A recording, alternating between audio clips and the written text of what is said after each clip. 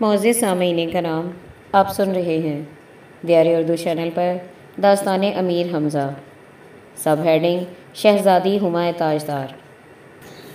امیر گھوڑے سے اتر کر باپ کے قدم بوس ہوئے۔ خواجہ نے چھاتی سے لگایا اور پیشانی پر بوسہ دیا۔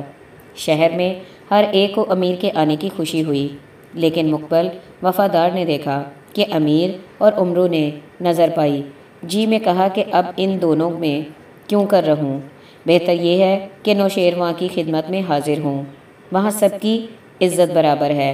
یہ کہہ کر شہر کے باہر نکلا اور مدائن کی طرف چلا۔ 4 کوس جا کر نہایت ہی ماندہ ہو گیا اور درخت کے نیچے بیٹھ گیا اور دل میں کہا کہ اس زندگی سے تو مرنا بہتر ہے کہ یوں ہی ذلیل ہوتے ہیں۔ یہ تصور کر کے اس درخت پر چڑھ کر ایک شاخ پر جا بیٹھا اور کمر سے پٹکا کھول کر اس کے سرے پر اپنے گلے میں پھانسی لگائی اور دوسرا سرا درخت کی ٹہنی سے باندھ کر کود گیا اور لٹکنے لگا۔ آنکھوں میں دم آ گیا۔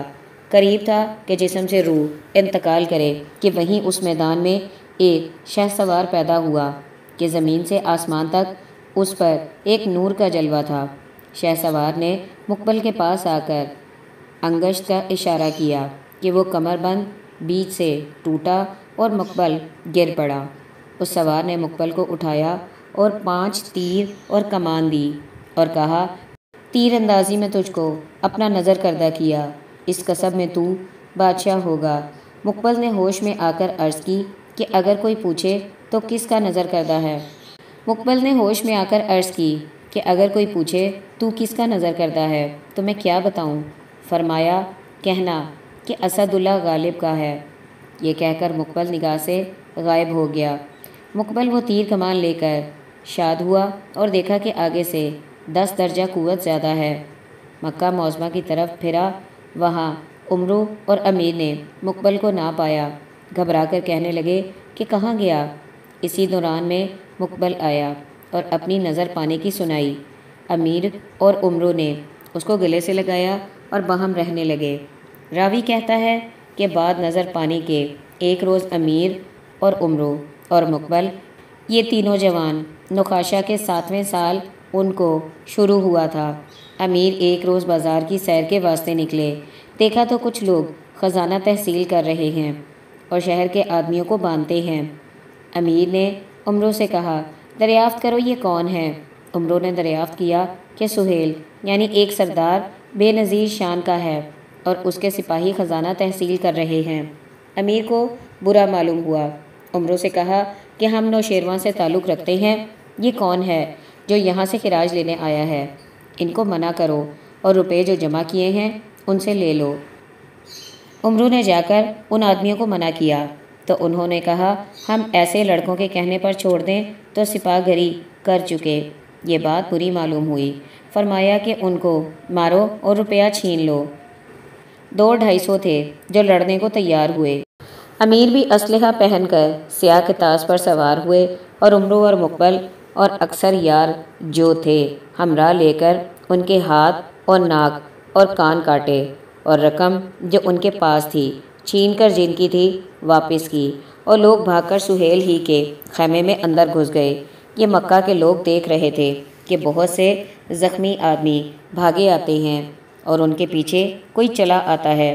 یہ زخمی خیمے کے اندر گھس گئے اور اپنا حال کہنے لگے، اور اتنے میں امیر بھی اپنے آدمیوں سمیت آ پہنچے۔ سہیل یمنی کی نظر جو امیر پر پڑی تو وہ ایک عجیب نوجوان خوبرو سالم مثل آفتاب کے دکھائی دیا، جو ہتھیاروں کے ساتھ ایک گھوڑے پر سوار تھا کہ چشم فلک نے بھی ایسا گھوڑا کبھی نہ دیکھا ہوگا۔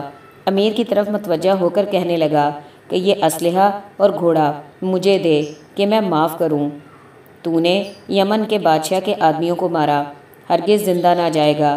امیر نے فرمایا، اور بذات جو تجھ سے ہو سکے کہ اگر اس کے بدن میں آگ سی لگ گئی۔ امیر نے فرمایا، او بذات جو تجھ سے ہو سکے کر۔ اس کے بدن میں آگ سی لگ گئی۔ تلوار کھینچ کر امیر پر جھپٹا تو امیر نے قدم آگے بڑھا کر اس کا قبضہ پکڑ لیا اور ہاتھ سے نکال کر دوسرا ہاتھ کمر میں دے کر اس کو اٹھا لیا اور زمین پر دے پٹکا۔ عمرو نے ہلکا کمند کشادہ کر کے اس کے گلے میں ڈالا اور باندھا۔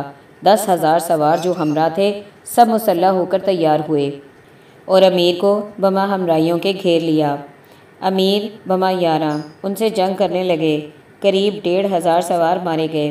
باقیوں نے یمن کی راہ لی اور ان کا مال و اسباب امیر کے ہاتھ لگا۔ اس روز عمرو اور مقبل نے امیر کو ایک تخت پر بٹھایا اور یاروں نے امیر کو اپنا امیر تسلیم کیا۔ امیر نے مسکرا کر سب کی نظر لی اور امیر بما 1,000 یمنی سواروں کے شہر میں داخل ہوئے۔ تمام عالم تماشا دیکھنے کو آیا اور پہلے طواف بیت اللہ کی شرائط ادا کیں، لیکن ظاہر میں یہ دونوں باتیں اچھی نہیں کی۔ اس کا رش کریں گے اور دشمن ہوں گے، اور بادشاہ یمن سے جو بگاڑ ہوا ہے اچھا نہ ہوا۔ وہ 40,000 فوج کا مالک ہے، اگر چڑھ آوے تو بڑی مشکل ہو جائے۔ امیر نے عرض کی کہ خدا کی توفیق اور آپ کی دعا ہے، ہم پہلے ہی جا کر ملک کو قبضے میں کرتے ہیں۔ میں پہلے ہی جا کر ملک کو قبضے میں کرتا ہوں۔ خواجہ نے بہت سمجھایا، لیکن امیر رخصت ہوئے اور 1,000 سوار کی تعداد لے کر ملک یمن کی طرف روانہ ہوئے۔ دوسری منزل تھی کہ امیر فوج سے جدا ہو کر اکیلے چلے۔ راہ میں کیا دیکھا کہ سنگ مرمر کے ایک تختے پر 11 برس کی عمر کا ایک نوجوان فقیرانہ لباس پہنے ہوئے بیٹھا ہے۔ اس کے برابر آ کر سلام علیکم کی اور کہا کہ یہ تمہاری عمر اور وضع کا موجب کیا ہے؟ اس نے کہا، صاحبان، اس کی وجہ کے پوچھنے سے آپ کو کیا حاصل؟ میں ایک ایسا درد رکھتا ہوں کہ جس کی دوا نہیں۔ امیر نے کہا، درد مرگ کی دوا نہیں، اور سب درد کی دوا اللہ تعالیٰ نے بنائی ہے، شاید اس کی دوا میرے ہاتھ سے ہو۔ امیر کی یہ شفقت دیکھ کر کہ میں شاہ مغرب کا بیٹا ہوں، منظر شاہ یمنی کی بیٹی پر عاشق ہوں، اس کو جو سنتا ہے وہ عاشق ہو جاتا ہے۔ وہ شہزادی کو ہمایوں تاجدار جس کا نام ہے، جو آدمی اس سے میدان میں نکل کر چوگان بازی کرتا ہے، وہ اس سے گوئے سبقت لے جاتی ہے، اور اس کا باپ اس جوان کا سر کاٹ کر قلعے کے کنگرے پر رکھ دیتا ہے۔ میں نے اپنے تئیں یہ جرت نہ پائی، یہاں فقیر ہو کر بیٹھا ہوں۔ امیر نے کہا، خدا نے اگر چاہا تو میں معشوق کو تمہارے زیر کروں گا، اور نام اس کا سلطان بخت مغربی تھا۔ اس نے امیر کے پاؤں کو بوسہ دیا اور امیر نے اس کو چھاتی سے لگایا اور باورچی خانہ و نکات خانہ اور استبل کا اسباب اور خیمہ اس کو عنایت فرمایا، اور اس روز وہاں مقام کیا۔ دوسرے دن کوچ کر کے روانہ ہوئے، منزل بہ منزل چلے جاتے تھے، اور ایک روز اسی طرح امیر لشکر سے جدا ہو کر جنگل میں چلے جاتے تھے، اور امیر کی نظر ایک جوان پر پڑی جو شیر کے چمڑے کا ٹوپ سر پر اور شیر کی کھال گلے میں پہنے ہوئے اور آہنی زنجیر کمر میں پڑی۔ شیر اس کے سامنے بندھا ہے۔ امیر نے اس کو اپنا ہم عمر دیکھا تو برابر آ کر اس سے پوچھا کہ اے نوجوان، تو کون ہے اور یہ لباس تو نے کیوں اختیار کیا ہے؟ اس نے کہا، میرا نام توق بن حیران ہے، اس جنگل میں رہتا ہوں، جو شخص ادھر سے گزرتا ہے اس پر یہ شیر چھوڑتا ہوں، یہ شیر اس کو مار کھاتا ہے، اور میں اس کا مال و اسباب لے کر بازار میں بیچتا ہوں اور اس کی قیمت سے اوقات بسر کرتا ہوں۔ امیر نے کہا، حیف ہے کہ تجھ سا جوان یہ پیشہ اختیار کرے اور کچھ میسر نہ ہو تو گدائی کرے، تو اس سے وہ خوب ہے بندگان خدا کو بے گناہ مارنا۔ اس نے کہا، اے نوجوان، مجھ کو تجھ پر ترس آتا ہے، اپنا لباس اور گھوڑا میرے حوالے کر، نہیں تو شیر کو چھوڑتا ہوں۔ یہ سن کر امیر ہنس کر کہنے لگے، میں شیر کا منتظر ہوں۔ اس نے شیر کے گلے سے رسہ نکال دیا اور امیر کی طرف اشارہ کیا تو شیر امیر پر لپکا۔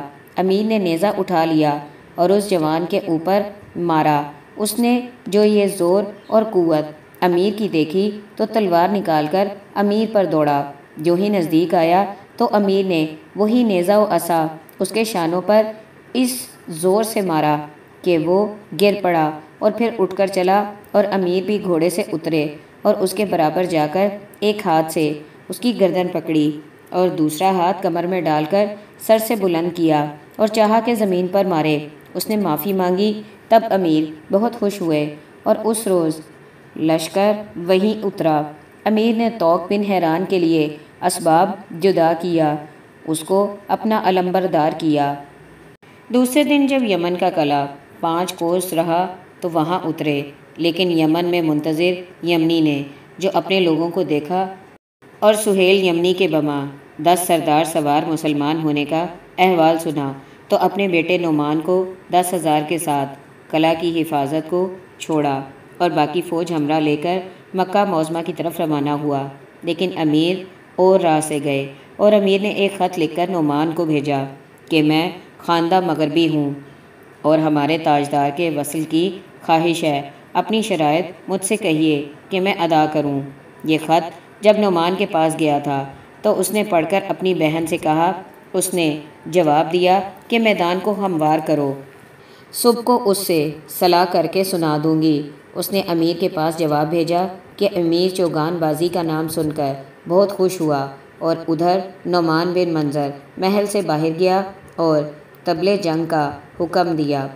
ادھر امیر کے لشکر میں بھی طبل اور نکارے بجنے لگے۔ تمام رات دونوں لشکروں میں جنگ کی تیاری رہی۔ امیر یاروں کو ہمراہ لے کر شب بیدار رہے۔ عمرو عیار شربت لے کر پلانے لگا۔ اس وقت روشنی ماہتاب میں سامری کی بڑی بڑی کناتیں جو خیمے کے روبرو تھیں کھول ڈالی، صرف ایک نمگیر اطلس کا کہ جس میں کاتبوں کی ڈوریوں سے بادے کی جھالریں لگی ہوئی تھیں، الماس تراش استادوں کا گھڑا ہوا تھا۔ اس چاندنی رات میں میدان کا عالم، ابتدائے برسات کی ہوا، مطلع صاف مگر کہیں کہیں سفید ابر کی لکیر چاند کی روشنی میں فلک کر نمایاں، اور موج دریا کی صدا اور ہوا کا سناٹا اور لشکر کی دھوم، کوس و نکارے کی آواز، یہ تمام بھلا معلوم ہو رہا تھا۔ اس وقت نشہ شربت میں کہ جس سے نرگسی آنکھوں میں سرخ ڈورے جیسے برگے گل کا عالم نمایاں تھے۔ خیال آیا اور اسی حالت میں عمرو کو فرمایا کہ اب تم جا کر جام اور شیشے کو رکھ دو اور ہتھیار منگا لو، اور سامان دینے لگے۔ غرض اس طرح تمام رات گزری۔ صبح نعمان 10,000 سوار کی جمعیت سے تیار ہو کر میدان میں آیا۔ اس طرف سے سلطان صاحب قرآن امیر حمزہ نامدار 1000 سوار کی تعداد میں آ گئے۔ نبیوں کے تمام اسلحہ زیب تن کر کے کتاس پر سوار ہوئے، اور توق بن حرمی ہاتھ میں علم لیے ہوئے سایہ امیر کے سر پر کیے ہوئے۔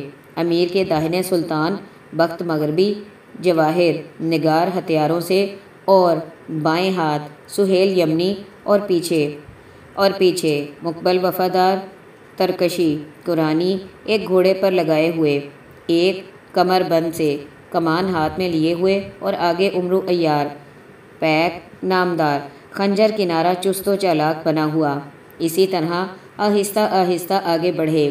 جب سورج کی کرنیں نکلنے لگیں تو اس وقت نعمان کی فوج کے مقابل جا کر کھڑے ہوئے، لیکن نعمان نے اس قرینے سے صفیں استادہ کی کہ وہ 1000 بھی 4000 سے کم نہ معلوم ہوئے۔